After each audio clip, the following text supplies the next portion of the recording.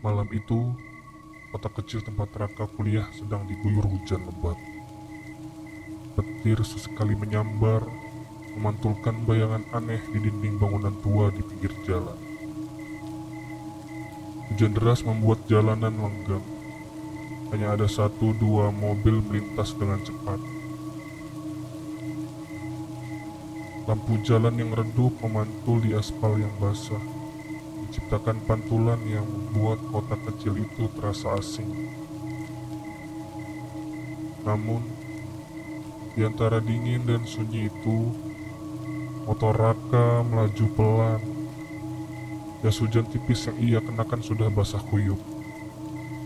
Dalam setengah wajah membuat pipinya terasa perih, terkena tempisan angin malam.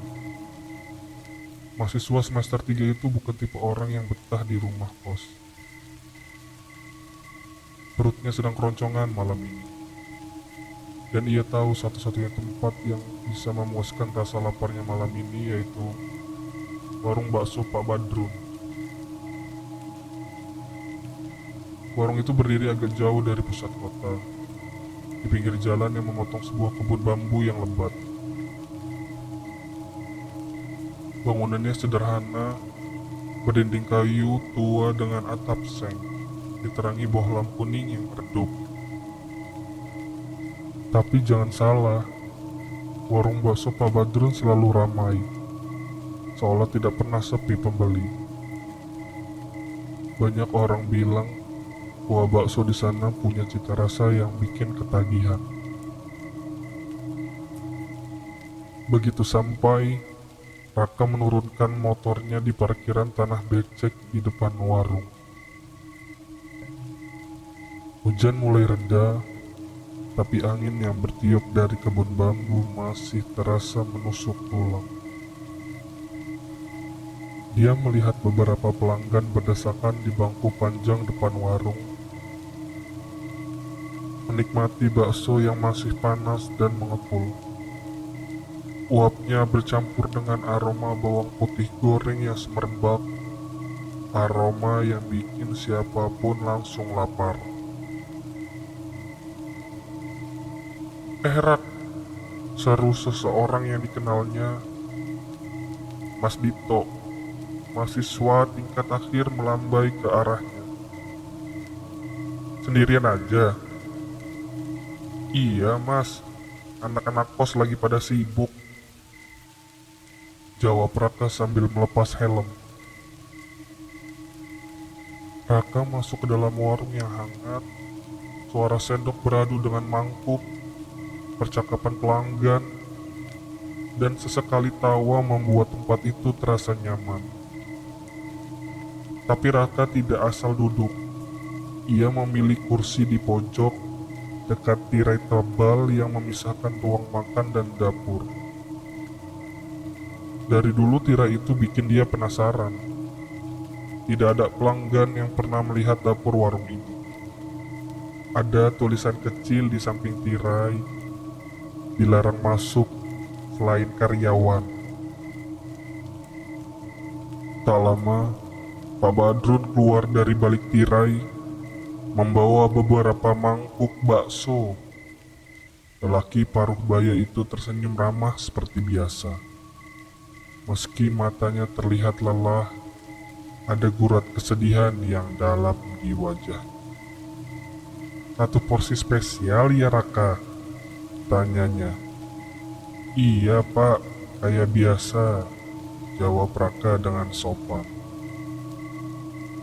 Sambil menunggu, Raka memperhatikan pelanggan lain. Biasanya mereka terlihat antusias, tapi malam itu banyak yang diam. Ada seorang bapak paruh baya yang hanya menunduk, menatap mangkuknya kosong. Baksonya bahkan belum disentuh. Raka sempat berpikir, mungkin bapak itu sedang ada masalah. Lalu terdengar suara lirih dari balik tirai dapur. Suara tangisan seorang perempuan. Suara itu kecil sekali, seperti suara anak kecil yang berusaha menahan isak. Raka menoleh. Tangisan itu berhenti sebentar. Lalu terdengar lagi. Lebih pelan, Raka mendengarkan jantungnya berdegup cepat. Tapi suara panci jatuh membuatnya tersentak. Pak Badrun muncul lagi dari balik tirai dengan senyuman kaku, membawa mangkuk bakso untuk Raka. "Ini baksonya," katanya sambil meletakkan mangkuk panas itu. "Pak, tadi di belakang ada yang nangis ya?" tanya Raka pelan. Pak Badrun terdiam sebentar, lalu tersenyum lebar. "Ah, gak ada. Mungkin suara hujan aja. Yaudah, makan dulu, keburu dingin." Raka hanya mengangguk, meski rasa penasarannya semakin besar. Malam itu, ia makan lebih cepat dari biasanya, lalu pulang ke kos. Tapi sepanjang perjalanan, pikirannya nggak bisa lepas dari suara tangisan itu. Beberapa hari kemudian, kampus mendadak geger. Seseorang mahasiswa hilang tanpa jejak. Dan yang bikin bulu kuduk Raka berdiri, terakhir kali orang itu terlihat makan di warung bakso Pak Badrun. Raka membicarakan hal ini dengan Doni, teman sekamarnya di kos. Tapi Doni hanya tertawa sinis. "Lo kebanyakan nonton film horor, Rak," katanya sambil menyulut rokok. "Kalau warung itu ada apa-apanya, gak mungkin serame itu." "Tapi ini bener, Don. Ada yang hilang sebelumnya. Dan semuanya terakhir makan di sana." Raka menatapnya serius. Doni menghela napas. "Kalau lo penasaran banget, ya udah, datang lagi aja. Tapi jangan ngajak gue." Akhirnya, Raka memutuskan untuk datang lagi malam itu. Ia datang lebih larut, berharap warung sudah sepi. Dan benar saja, hanya ada 2 pelanggan yang terlihat lelah dan diam. Raka duduk di tempat yang sama, dekat tirai dapur. Tapi kali ini ia tidak memesan makanan. Ia hanya berpura-pura menunggu temannya. Setelah beberapa menit, ia pura-pura izin ke kamar mandi yang ada di belakang warung. Dari sana, ada celah kecil yang bisa dipakai untuk mengintip ke dapur. Apa yang dilihatnya membuat darahnya berhenti mengalir. Di dalam dapur, ada makhluk besar berkulit hitam legam berdiri di dekat dandang kuah bakso. Tingginya hampir menyentuh atap. Tubuhnya kurus dengan luka-luka yang menganga. Matanya merah menyala, mulutnya terbuka lebar, dan air liur kental menetes ke lantai dan sebagian masuk ke dandang yang mendidih. Di samping makhluk itu, ada seorang anak kecil yang diikat. Menangis pelan, Pak Badrun berdiri di dekatnya, memegang golok dengan tangan gemetar. "Maaf ya nak," bisik Pak Badrun. "Kalau aku gak kasih tumbal, kalian semua ikut mati. Aku juga ikut mati." Air mata Raka hampir jatuh. Ia tahu, kalau tidak segera pergi, nasibnya akan sama seperti anak itu. Tapi tanpa sengaja, kakinya menyenggol ember kosong. Suaranya nyaring. Pak Badrun langsung menoleh. "Siapa di luar?" Raka berlari sekencang-kencangnya keluar dari belakang warung. Tapi langkah kaki berat terdengar mengejar di belakangnya. Napas serak makhluk itu semakin dekat.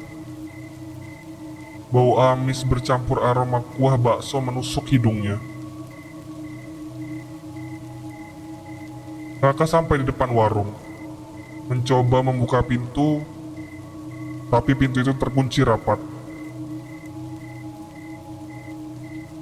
Ia berbalik dan melihat makhluk itu berdiri hanya beberapa langkah darinya. Air liurnya jatuh di bahu Raka, panas dan lengket. Pak Badrun muncul dari kegelapan, wajahnya penuh rasa bersalah. Maafkan aku, Nak Raka. Kuah bakso ini butuh yang segar. Dan malam ini, kamu yang terpilih. Makhluk itu melilit leher Raka dengan kain panjangnya dan menyeretnya ke dalam dapur. Raka berteriak sekuat tenaga, tapi hanya tirai tebal yang bergoyang pelan. Suara mendidih dari dandang besar kembali terdengar, diiringi aroma kaldu yang semakin wangi. Beberapa hari kemudian, Doni, temannya Raka, gelisah. Raka tidak pulang-pulang ke kos. HP-nya mati, ia mencari ke kampus. Teman-temannya tidak ada yang tahu. Ia punya firasat. Akhirnya ia datang ke warung bakso Pak Badrun. Warung itu tetap ramai seperti biasa. Pak Badrun menyapanya ramah, seolah tidak terjadi apa-apa. Doni memesan seporsi bakso spesial, duduk di pojok tempat Raka biasa duduk. Ketika ia mengaduk mangkuk bakso itu, Doni menemukan sesuatu yang membuat tangannya gemetar. Di dasar mangkuk ada potongan kecil gelang kain hitam.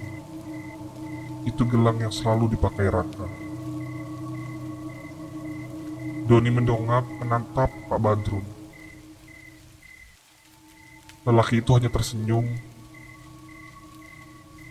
Senyuman yang sama dengan senyum yang Raka lihat terakhir kali.